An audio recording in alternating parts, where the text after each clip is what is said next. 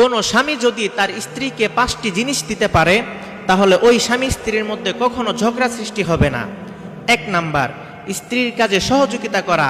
প্রতিটা স্ত্রী চায় আমার স্বামী আমার কাজে সহযোগিতা করুক। স্ত্রীর কাজে সহযোগিতা করা কিন্তু সুন্নত।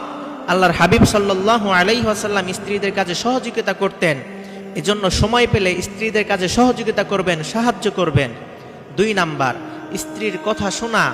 প্রতিটা স্ত্রী চায় আমার স্বামী আমার একটু কথা শুনুক, আমার সাথে একটু গল্প করুক।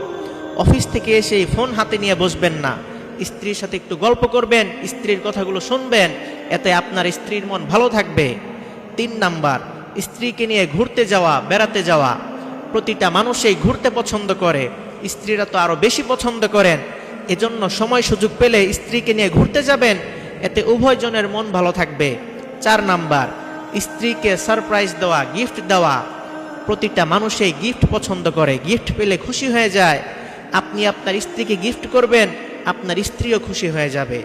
5 নাম্বার, স্ত্রীকে প্রাধান্য দেওয়া। প্রতিটা মানুষই চায় তার শখের মানুষের কাছে, তার প্রিয় মানুষের কাছে গুরুত্ব পেতে, প্রাধান্য পেতে। আপনি যেমন আপনার স্ত্রীর কাছে গুরুত্ব পেতে চান, প্রাধান্য পেতে চান, আপনার স্ত্রীও আপনার কাছে ঠিক প্রাধান্য পেতে চায়। আপনি আপনার স্ত্রীকে প্রাধান্য দিন, দেখবেন সংসারের মধ্যে কখনো অশান্তি সৃষ্টি হবে না, ঝগড়া সৃষ্টি হবে না।